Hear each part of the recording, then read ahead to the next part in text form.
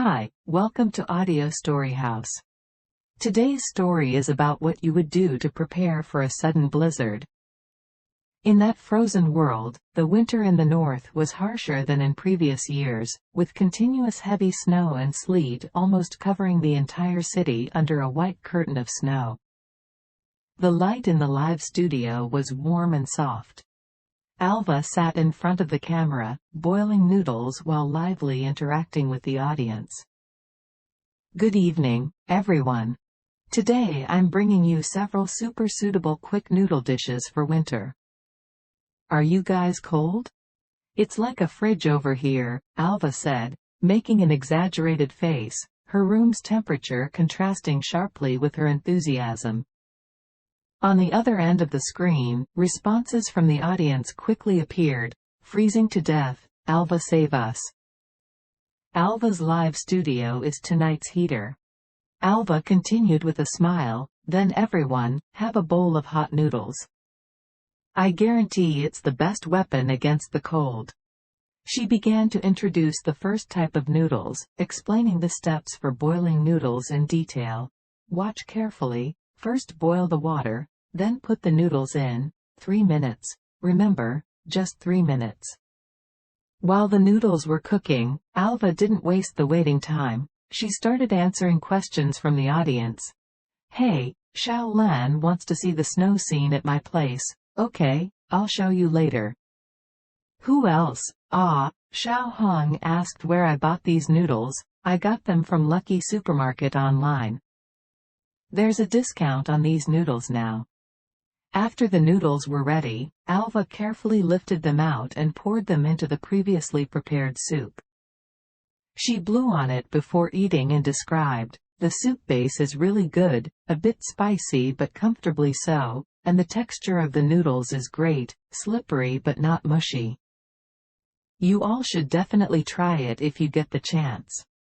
The interaction with the audience became even more lively. Alva, can you also send a bowl to me? It looks so delicious, I'm going to buy some too. The live studio was filled with the enthusiasm of the audience. Alva then showed several different types of quick noodles, sharing tips for cooking noodles with each one while answering their questions, making the live show full of warmth. As the live show was about to end, Alva stood up and walked to the window, pulling back the curtain, and the snow-covered world outside immediately came into view. Look, this is my world right now. Although it's cold, my heart is warm with your company, she said with a smile. Okay, that's it for today's live show. I hope my little tips can make your winter a bit less cold. Remember to keep warm, and I'll see you in the next live show.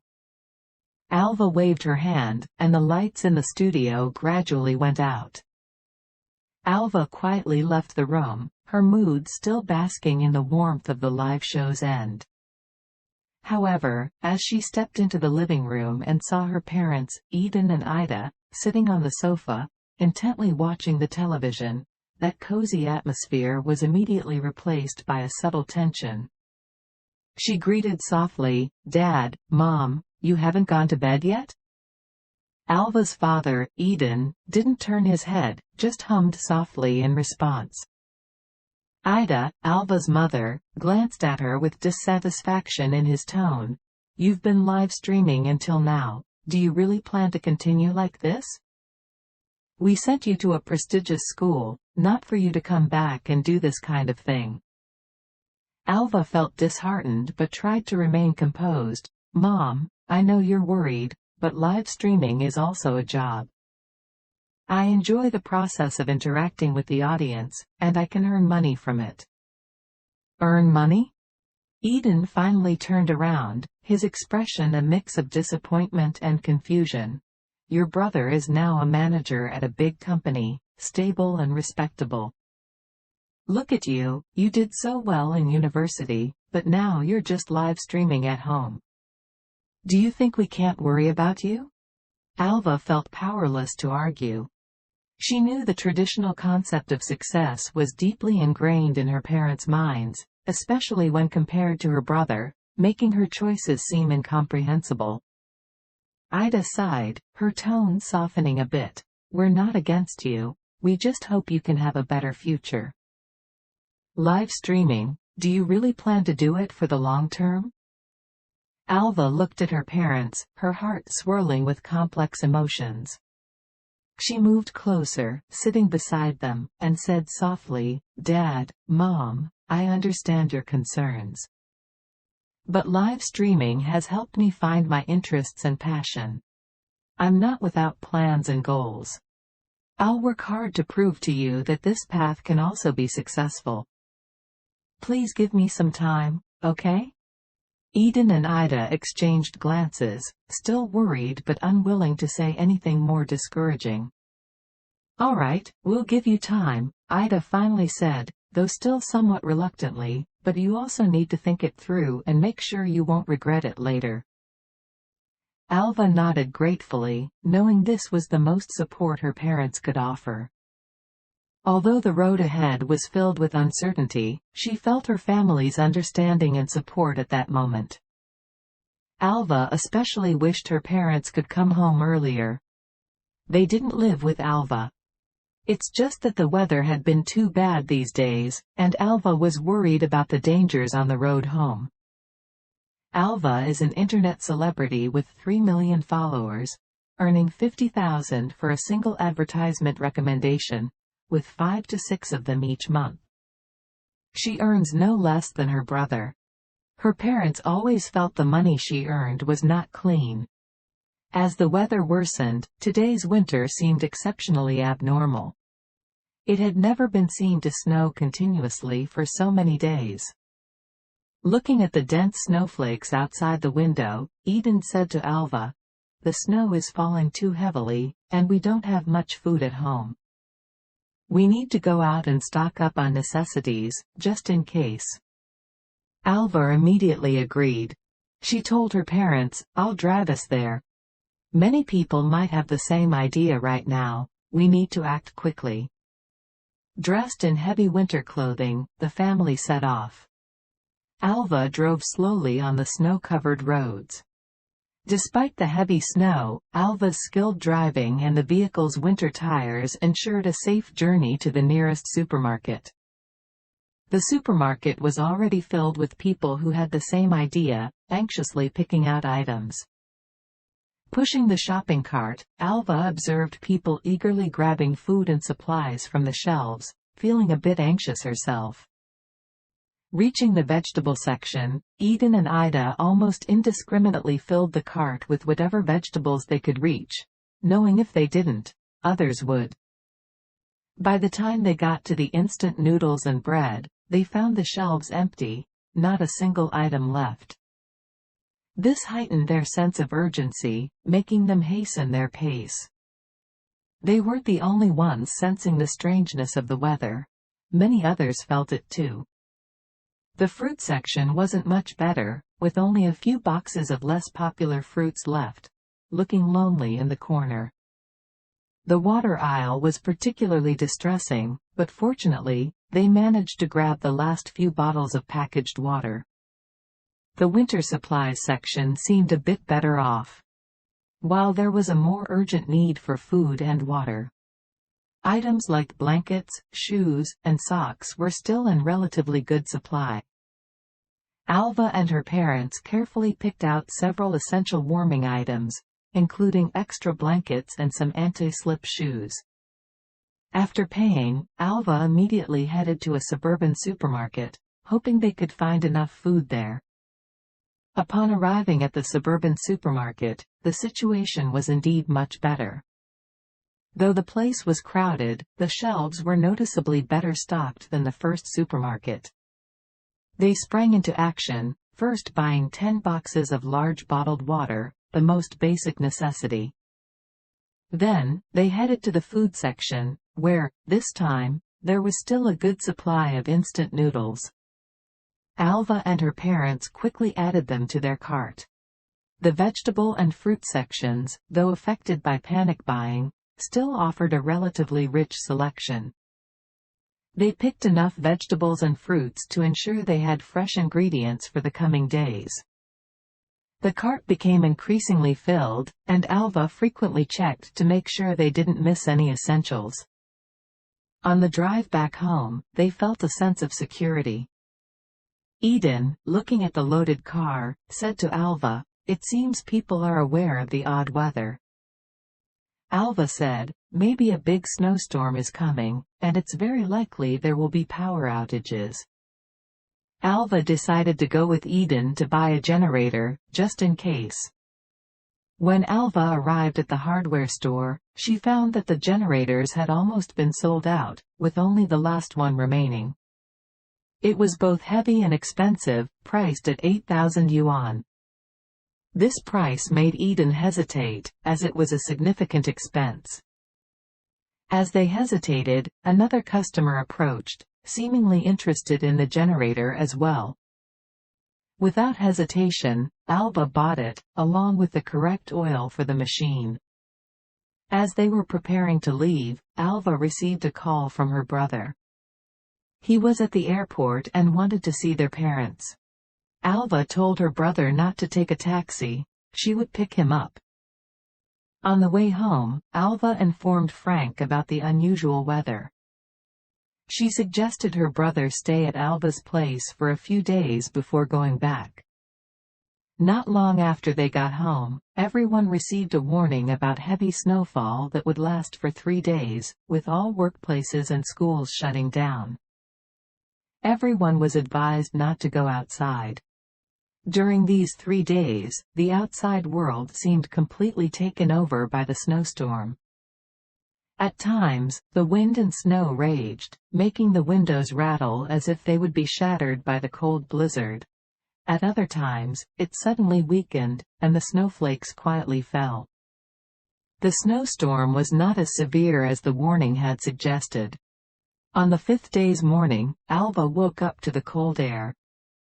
She wrapped herself tightly in blankets, but the cold seemed to pierce through to her bones. The electricity in the house was out, and so was the heating.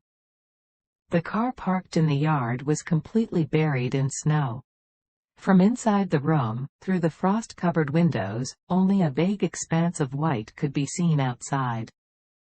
She shivered as she got out of bed, walked through the cold hallway, and entered the kitchen. Eden had already started the generator, and Ida was preparing food on an electric stove. Alva hugged herself tightly and went to her room to put on thicker clothes and socks. Alva turned to look at the living room, where Frank was working on the computer. She approached, hoping to get some useful information from her brother. "Alva, bro, is there any news? What has the government said? Do they know when the snowstorm will stop?" Frank looked up at Alva with furrowed brows. "I've been looking online, but the government is just advising everyone to stay home. There's no specific information on when it will end. The internet is also unstable." Alva felt a wave of disappointment, knowing this meant they might have to endure an uncertain period without heating. Ida came out of the kitchen with several cups of hot tea. "Regardless, the most important thing now is to stay warm. Here, have some hot tea first, and we'll figure out what to do together." After a few days, the food supply had dwindled. Ida was worried at home. There was only enough food for one more day. After that, there would be none left. Alva called everyone to a room and opened the door. Inside, various boxes were piled up like mountains, covered in dust, showing they had been there for a long time. "These are products sent by merchants. There are too many. I receive dozens of packages every day. So, there might be a lot of food here," Alva explained about the boxes. Everyone started opening the boxes one by one with knives, each unveiling accompanied by the family's sighs of anticipation or disappointment. From snacks, instant noodles to canned goods, and even some unopened kitchenware. Ida, holding a newly opened towel, looked at Alva with a hint of surprise and asked, "I see you have several towels, huh?" Alva, smiling, responded, This is produced by a factory that has been operating for 30 years. They were about to close down this year due to various market reasons. I had bought their towels before, and the quality was really good. Later, I recommended them in my live stream, and unexpectedly, it helped them sell out their stock. Because of this, they not only avoided closing down but also have good sales now. Hearing this, Eden half joked and half seriously commented, "Then, you've really done a good deed." Frank also joined the discussion, with a hint of surprise and admiration. "I've heard about this news. It was you who did it?" Impressive, it even made the newspapers. Hearing her family's praise, Alva's smile brightened even more. The purpose of live streaming is to let everyone know about good products, not to chase after expensive ones, but quality. Frank opened a large box filled with various sizes of sports shoes. Alva said, "Brother, Dad, you should try these shoes. They're very comfortable to wear."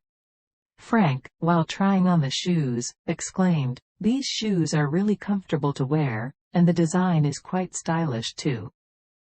Eden also found a pair in his size and walked a few steps, unable to help but admire. Indeed, these shoes are both lightweight and comfortable, and the craftsmanship is very detailed. Watching her father and brother satisfied, Alva felt a sense of achievement. Yes, the products from this company are indeed good. I saw their potential and philosophy, so I decided to invest and help them with sales. Unexpectedly, it has now become a brand many people seek after. Frank exclaimed, "So you've achieved so much in the outside world. We thought you were just doing simple live streaming sales. It turns out your work and influence are much bigger than we imagined.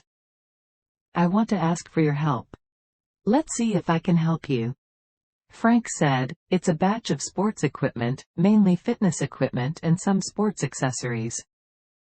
I've ensured the quality. They are all qualified products, absolutely free of harmful substances." After thinking for a moment, Alva said, "In that case, I can help you. First, we need to ensure these products are indeed safe. Do you have any quality inspection reports? If not, it's best to quickly conduct a test." Frank immediately agreed, "No problem. I'll arrange for the quality testing right away and get all the necessary certificates." Alva nodded. "Once we have the certificates, we can sell them through my live streaming platform. Many of my followers are fitness enthusiasts, and I believe there will be interest in these sports equipment.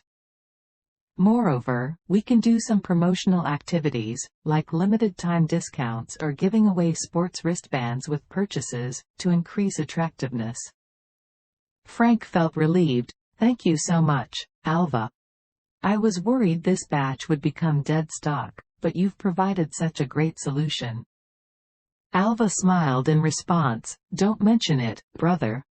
As long as we can smoothly get through this challenge, I'll definitely help you." Indeed, they found a lot of food in the boxes, enough to last everyone a week. On the 12th day, the generator ran out of oil. The snowstorm continued. During these days, everyone huddled together, holding cups to keep warm. The cold was extreme. The Alva family wore thick clothes, layer upon layer, each person wrapped in several layers of socks, huddled together to resist the bone-chilling cold. Alva's father, Eden, tried adjusting the old radio several times, hoping to catch a snippet of the outside world, but aside from static, nothing could be heard. This silence and isolation made the atmosphere at home even more oppressive, as if the apocalypse had arrived.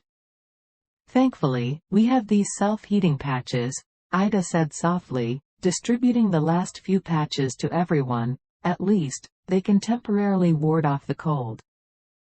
Food became limited to instant noodles, with no electric stove to cook, relying on the previously stored hot water. After being trapped at home by the snowstorm for half a month, no one knew the current situation outside, whether everyone had prepared enough clothes and food. Alva softly broke the silence. What do you think it's like outside now? After so many days, could it be? She didn't continue, but her family understood her meaning. Eden sighed, saying, "It'll be okay, everything will be okay." On the 16th day, the afternoon sun finally broke free from the clouds, warmly shining on the snow-covered city, bringing long-missed joy to the Alva family. The snowstorm was no longer fierce. Every ray of sunlight seemed to gently caress the earth, and the snow began to slowly melt, droplets falling from the rooftops making a crisp sound, announcing the gradual retreat of winter's chill. The family couldn't wait to open the door. Dressed in cold weather gear, and armed with shovels from home, they began the task of clearing the snow.